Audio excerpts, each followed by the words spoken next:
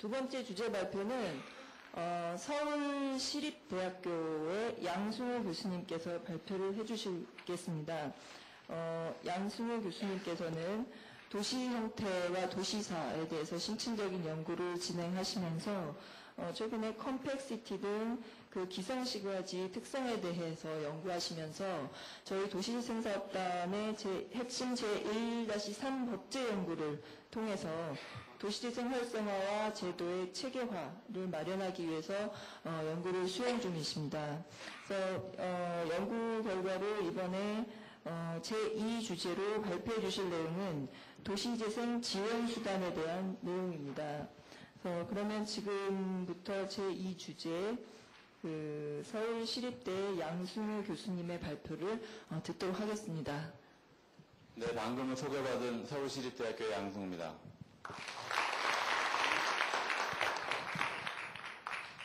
이렇게 항상 좋은 발표를 하다 보면 기계가 말을 안 듣는 경우가 참 많습니다. 저희도 이렇게 발표를 시장 보고를 하거나 그러면 바로 전까지 됐는데 시장님이 딱 앉고 다 시키면 이놈이 말을 안 듣는 경우가 참 많은데요. 지금도 사실은 이게 그림이 중간에 잘려가지고 지금 이렇게 좀 기술적인 문제가 있는 것 같은데요. 그 전에 옛날에는 스터디 하드라고 합니다. 열심히 공부하는 게 제일이라고 생각을 했는데 요즘은 스터디 스마트라고 합니다. 짧고 굵게 아주 요약을 해서 정리를 하는 방식으로 해서 앞에 했던 연계 사업은 굉장히 중요하고 그 각각의 세부 내용들이 어떻게 연결되는가가 중요하기 때문에 주 박사님이 아주 길게 자세하게 설명을 해드렸고요. 저는 지금 말씀드리려고 하는 것은 사실은 지원 사업입니다. 지원 제도 또는 지원 수단입니다.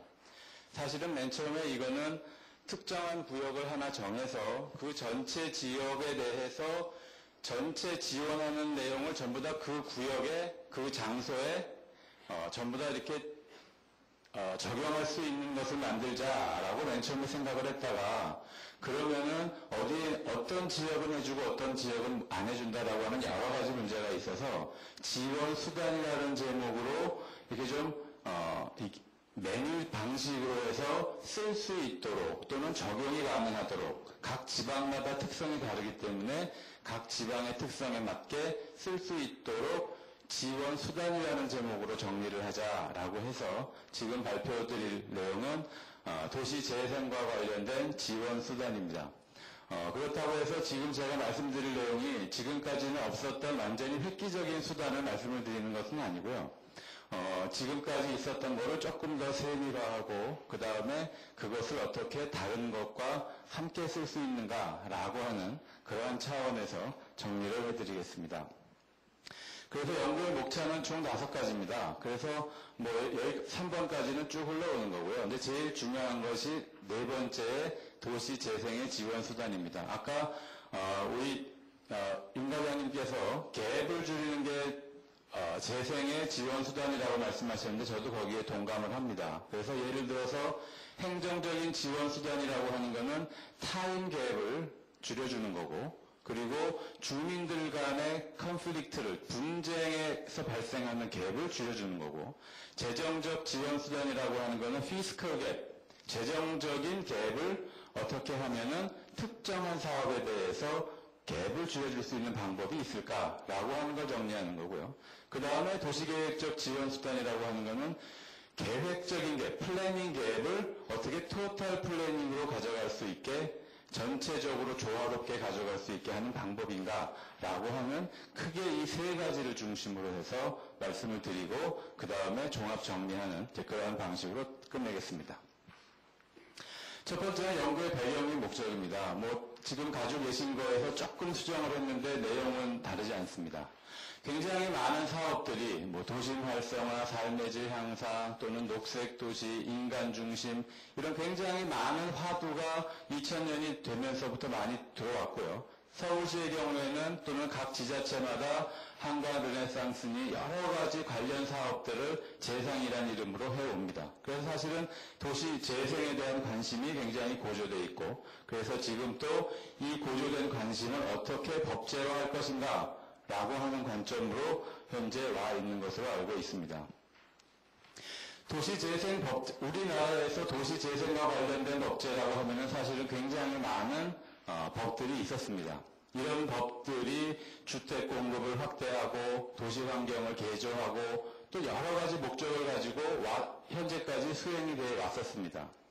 그래서 예를 들면은 물리적 환경을 개선하는 그러한 사업 중심의 법 체계였고, 지역의 정체성이 소멸되고 공공의 기능이 거의 없는, 그리고 시민의식이 굉장히 성숙됐음에도 불구하고 그거에 대응 관계가 좀 부족했던 그러한 기존 제도에 대한 반성에 의해서 새로운 도시재생법, 가칭, 도시재생, 이런 여러 가지 것들을 아우르는 그러한 법들에 대한 체계를 구축할 필요가 있다라고 하는 겁니다. 그러면 구체적으로 도시재생 사업과 관련돼서는 어떤 현황들이 있었나, 어떤 문제점이 있었나를 한번 간단하게 정리를 해보면요. 도시재생 사업과 관련돼서는 주택재개발, 주택재건축, 도시환경정비사업, 그 다음에 도시재정비 촉진 사업이라고 하는 이 카테고리를 가지고 정리를 하면은 1973년부터 주택재개발 구역이 지정이 돼서 현재까지 한 5천여 개가 지정이 되어 있는데 서울, 경기도, 인천이 거의 다 한 85%를 차지하고 있고요. 그 이외에 기타 지역, 나머지 지방, 그러니까 면적으로 보면 5%가 조금 넘는 지역에서 85%가 지정이 되고 나머지 지역에서 한 15%가 지정이 되고 있는 사실에 주목을 할 필요가 있고요. 그 다음에 그럼에도 불구하고 사업 완료율은 평균 40%가 조금 넘는 정도밖에는 되고 있지 못하다.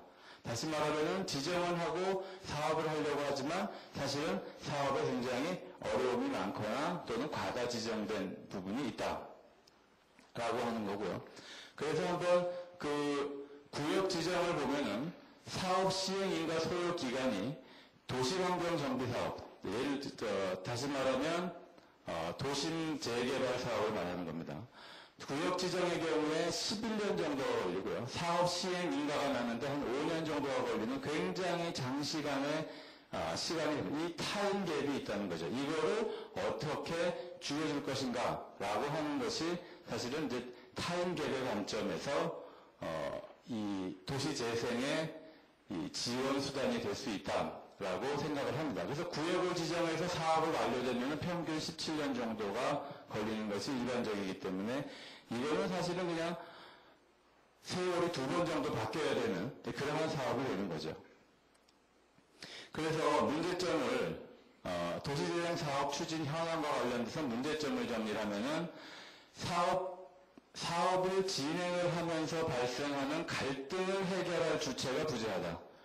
지금까지는 정부에서는 또는 지자체에서는 그거는 주민들 지주 간의 문제고 그거는 정부가 관여할 일이 아니다 라고 해서 이해관계자가 이 갈등의 문제를 전혀 조율하지 못하고 있었다는 점, 그 다음에 대부분의 사업이 수도권 위주로 사업이 진행되고 있다는 점. 그래서 사실은 저희가 도시재생 지원수단이라고 하면서 정리하려고 하는 대부분의 것들은 수도권보다는 지방을 중심으로 좀 적용될 수 있는, 지방을 중심으로 적용될 수 있도록 어떻게 말하면 법적인 제한을 가해야 되는 거 아닌가 정도까지 생각을 하고 있고요. 그 다음에 이제 재생 관련 여러 가지 사업들이 사업 추진이 굉장히 저조하다. 그래서 재정적인 지원 수단을 한번 검토를 해보고, 그 다음에 사업 활성화할 수 있는 행정적, 그 다음에 도시계획적인 그러한 지원 수단을 정리할 필요가 있다라고 하는 게 저희들의 생각입니다. 그래서 이 도시재생을 활성화하기 위해서 기존의 법도 있고 하니까 그런 것들이 어떻게 법제화돼야 되고 어떻게 추진체제가 만들어져야 되고 지원 수단은 뭐가 있는지를 간단하게 정리를 해드리겠습니다.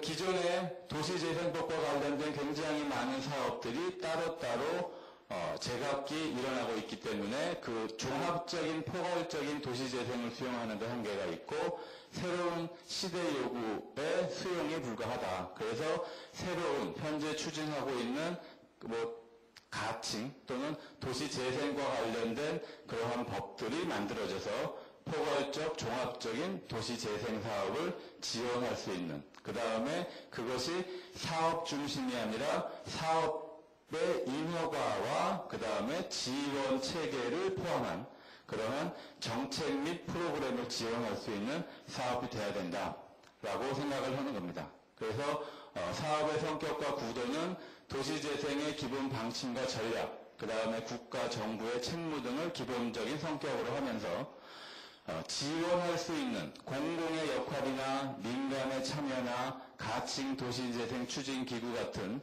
공공에서 지원할 수 있는 방안들을 묶어서 재정지원, 행정지원, 도시계획 등의 지원, 이러한 것들을 묶어서 도시재생과 관련된 법률을 법제화할 필요가 있다라고 생각을 하는 거고요. 그 다음에 추진체계는 저희가 가칭으로 생각을 해본 겁니다. 이거는 중앙정부의 도시재생, 아까 주 박사님 말씀하신 도시재생위원회와 관련된 것들이 총괄하는 기구가 하나 있고, 그래서 관련 여러 가지 부처에 협의하고 의사소통하는 그러한 기구가 하나 필요하고, 광역자치단체, 기초자치단체, 그 다음에 지역, 이렇게 크게는 중앙정부와 지자체가 이 도시재생위원회라고 하는 것을 가지고 모여서 협의할 수 있는 기구가 필요하다라고 생각을 한 거고요. 지원수단은 아까 말씀드린 대로 타임 갭을 줄일 수 있는 행정지원, 그 다음에 재정적인 갭을 줄일 수 있는 재정지원, 그 다음에 플래닝 갭을 줄일 수 있는 도시계획 지원, 이렇게 세 가지 구조를 가지고 정리를 해봤습니다. 그래서 각각에 대해서 조금 자세하게 말씀을 드리면, 첫 번째는 행정적인 지원 수단입니다. 현재 사업 구역을 지정하는 동안에 평균 그러니까 도심 재개발 사업의 경우에 평균 11년이 넘게 걸리는 걸로 아까 나왔죠. 결국은 그 지주 간의 세입자 간의 의견 충돌에서 발생하는 것들이 사회적인 갈등으로 확산이 됩니다. 그리고 이게 사업 기간을 증가시키고 있습니다. 그래서 이거를 갈등의 해결을 풀어줄 또는 갈등의 해결을 중재해줄 주체가 부재하다라고 하는 것이 문제였고요. 그 다음에 굉장히 복잡한 행정 절차가 있습니다. 시간 비용에 대한 리스크를 사업자가 계속 가지고 가야 됩니다. 그 다음에 개발 법률에 의해서 개별 법률에 의해서 추진되기 때문에 여러 가지 사업을 한꺼번에 묶어서 할 경우에 사업 간의 연계성이 결여되어 있습니다. 그래서 이것들을 행정적으로 어떻게 지원해 주느냐, 공공의 역할을 강화한다라고 하는 차원에서 전담 추진기구, 아까 가칭 지자체에서 예를 들면은 무슨 구 또는 무슨 시, 도시재생 무슨 기구라고 하는 추진기구가 있고, 그 다음에 그거의 중심이 되는, 예를 들면 위원장격인 사람들이 사업 코디네이터가 되면서 그 사업을 계속해서 끌고 갈 수 있는 그러한 공공의 역할을 강화하는 방법이 있고요. 그 다음에 이제 사업을 활성화하기 위해서 이 복잡한 행정 절차를 줄이고 개별 법률에 의해서 추진하는 것을 줄이기 위해서 인센티브 제도, 연계 사업이라든지 이런 것들을 포함한 인센티브 제도를 넣어가지고 행정적인 지원 수단의 구조를 만들어 봤습니다. 첫 번째는 아까 설명드린 대로 전담 기구를 만들고, 그래서 공공이 가지고 있는 정보를 제공하고 이외 관계자 간의 의견을 조율하고, 저희도 사실은 주민 참여를 많이 해봤지만 주민 참여의 첫 번째는 저는 학습이라고 생각을 합니다. 맨 처음에는 많은 분이 오시지도 않고 굉장히 어렵지만 여러 번 주민을 만나면서 주민들과 의사소통하고 주민들이 학습을 통해서 이해가 되면 그 다음에 사업 추진은 굉장히 빨리 갑니다. 근데 주민의 입장에서도 개발 당사자가 와가지고 설명을 하면은 일단은 믿지 않죠. 근데 공공에서 어떤 사람을 선임을 해서 그 사람이 가서 공공의 의견을 대변하면서 그 다음에 주민 간의 그 여러 가지 문제들을 조정할 수 있는 역할을 한다면 좋은 이 사례가 되지 않을까라고 저희가 생각을 하고 있고요. 그 다음에 지자체에서도 총괄 조정 관리 지원을 하기 위해서 도시재생추진본부 같은 것들을 만들고 도시재생협의회를 만들어서 여러 가지 주민들이 모여서 협의하고 자문할 수 있는 기구를 만든다라고 하는 겁니다. 그 다음 이제 사업 코디네이터인데요. 예를 들면 서울시의 현재 공공관리제도 같은 그러한 절차를 의미하는 겁니다. 저희가 이제 프로젝트 코디네이터라고 이름을 붙였는데, 예전구역을 지정하고 나서, 정비구역을 지정하게 되면서, 관리 처분인가 바로 전까지 공공관리자가 개입을 해서 전체를 피드백하고 전체를 같이 갈 수 있는 방법. 다시 말하면 저는 요거를 한국형 맛집쭈꾸리가 아닌가라고 생각을 합니다. 저희가 얼마 전에 충주에서 한일 심포지움을 했었는데 여러분도 다 아시다시피 일본에서는 맛집쭈꾸리가 굉장히 유명하고 굉장히 많이 합니다. 그래서 어떤 조그마한 도시에 화장실, 공중 화장실을 짓는데 맛집쭈꾸리 방식으로 하면서 계획을 하는데 3년 6개월이 걸립니다. 계획을 하는데 3년 6개월이 걸리고 그거를 이제 짓는 데는 굉장히 빨리 짓겠죠. 사실은 이 맛집쭈꾸리라고 하는 방법은 우리는 주민 참여라고 하는 입장에서 굉장히 선호를 하고 있지만 그 시간이 걸리는 거가 우리가 생각을 하면 사실은 굉장히 어려운 면도 우리한테는 있다라고 생각이 됩니다. 그럼에도 불구하고 그 주민들 간의 의사소통, 어떤 사업이 일어나고 나서 사업이 시행되기 전에 주민들의 갈등, 사업 시행 중에 주민들의 갈등, 그 다음에 사업이 완공되고 나서의 주민의 갈등들을 생각한다면 그런 사회적인 갈등을 해결한다고 또는 약화시킨다고 하는 관점에서 공공관리제 또는 사업 코디네이터의 지원은 필요하다라고 저희가 생각을 하고 있습니다.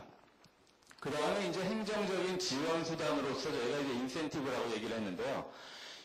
인허가 등을 잘 따져가지고 의제 처리할 수 있는 부분을 찾아야 되고, 그 다음에 통합 심의할 수 있는, 이게 이제 두 개가 사실은 같은 의미가 될 수 있겠죠. 통합 심의할 수 있는 그러한 방법을 찾아야 됩니다.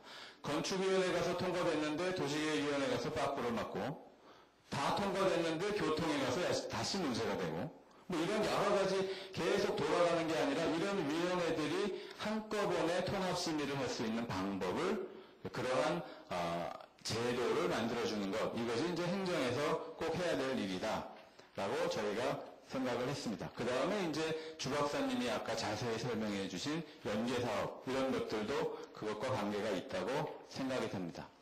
그 다음에 이제 재정적인 지원 수단입니다. 사실은 이제 재정적인 지원이라고 하는 거는 사업이 안 되는 동네에다가 정부가 돈을 붓고 사업이 되게 해주는 것, 이거는 사실은 개발업자를 위한 사업이지 주민이나 그 중소도시를 위한 사업은 아니라고 생각을 합니다.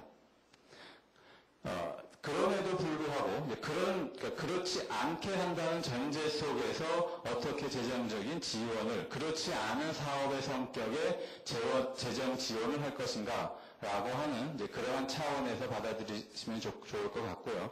재정적인 지원 수단으로는 공공의 재원을 활용하거나 민간 투자를 활성화할 수 있는 방법을 찾는다라고 하는 두 가지에서 정리를 했습니다. 그래서 공공재원은 보조금을 지원하거나 잘 알고 계시겠지만 TIF를 활용하는 방법, 그 다음에 세대 지원, 이렇게 세 가지 방법으로 정리를 했습니다. 첫 번째는 보조금입니다. 현재 정부, 지자체, 공공단체가 또는 정부, 지자체가 공공단체 또는 개인에 대해서 교부하는 돈입니다. 그래서 지금까지 많이 있었던 그러한 교부금과 관련된 것들을 도시재생위원회하고 협의해서 사업을 할 수 있게 하는 방법. 사실은 이건 연계사업하고도 상당히 많이 관계가 되어 있는 그러한 내용입니다. 두 번째는 TIF입니다. Tax Increment Financing이라고 하는데요. 세금 담보 금융입니다. 요거는 그 뒤에 그림을 보고 설명을 드리겠는데요. 무슨 말이냐 하면은 사업이 일어나기 전하고 사업이 만약에 20년 후에 끝난다라고 했을 때 20년이 사업이 끝날 동안에 이 세금이 증가할 거라고 예상되는 부분에 대해서 통해서 지자체가 채권을 발행을 하고 이미 그 채권을 가진 이 재원을 확보를 하는 것을 가지고 그 사업과 관련된 주변 지역의 공공 인프라나 이런 여러 가지 사업을 할 수 있는 방법을 한번 이 사업에서도 채택을 할 필요가 있다라고 저희가 한번 제안을 하고요. 그 다음 이제 세제 지원 사업은 현재 많이 하고 있는 사업의 성격에 따라서 조세 감면을 어떻게 해줄 것인가 라고 하는 부분이 있다고 생각을 합니다. 그 다음에 이제 세금 공제 프로그램 같은 것들이 있는데요. 이거는 이제 투자자가 어떤 사업지에 돈을 투자를 했을 때 어떤 법인의 CDE라고 하는 Community Development Entity라고 하는 그러한 법인에 투자를 하는 경우에 그 법인은 이 돈을, 이 재원을 가지고 다른 낙후 지역이나 개발 관련 곳에 투자를 하고 그 이익을 다시 투자자에게 세금 공제를 해주는데 그때 정부는 이 법인에다가 세금 공제의 권한을 부여해서 이 투자자에게 세금 공제를 더 받을 수 있는 그러한 방식의 아까의 여러 가지 몇 년 동안의 법인세 무슨 세를 공제하는 것 말고도 어떤 법인의 공공법인에 투자를 해서 거기에 수익금도 받지만 추가적으로 세금 공제를 받을 수 있는 그런 방식의 프로그램인 뉴 마켓 텍스 크레딧 같은 제도 있을 것이다 라고 생각이 됩니다. 다음은 마지막으로 도시계획적인 지원수단입니다. 그래서 도시계획적인 지원수단 여기 계시는 분들이 상당히 도시계획 사업을 많이 했기 때문에 다 이해를 하실 거라고 생각을 하고 좀 더 짧게 말씀을 드리겠습니다. 개발 권리를 확보하는 방법, 그 다음에 사업 수단을 다양화하는 방법으로 두 가지를 정리를 했습니다. 개발 권리를 확보하는 것은 인센티브와 개발과 지원 수단을 적용할 수 있는 특별한 구역을 정할 수 있는 그러한 방법. 그 다음에 사업 수단은 사업 방식을 다양화하는 그러한 두 가지로 정리를 했습니다. 첫 번째는 인센티브입니다. 인센티브는 지금까지도 자치단체가 굉장히 많이 해오는 사업입니다.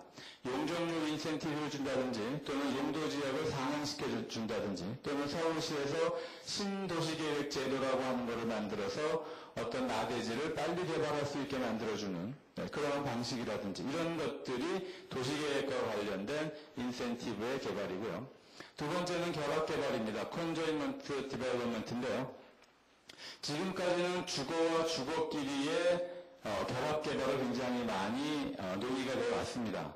근데 지금까지의 이 경험으로 보면 주거와 주거를 묻는, 다시 말하면 구릉지역의 낮은 주거지역이 가지고 있는 이 이전되지 않은 용적률을 역세권의 주거지역에 넣는 방식의 주거 간의 결합개발을 많이 논의해 왔는데 사실은 이것이 여러 가지 이유로 실행이 어려웠습니다. 그래서 저희는 이것이 주거와 주거가 아니라 구릉지역의 주거가 역세권의 상업지역과 묶어서 이 개발이 될 수 있는 방법, 다시 말하면 역세권의 주거지역을 조금 더 넣는 방식으로 해서 사업성도 높여주고 훨씬 주거지역의 구릉지역의 경관을 확보할 수 있는 그러한 방식으로서 주거-상업 간의 결합개발 방식도 충분히 가능할 것이다 라고 생각을 합니다.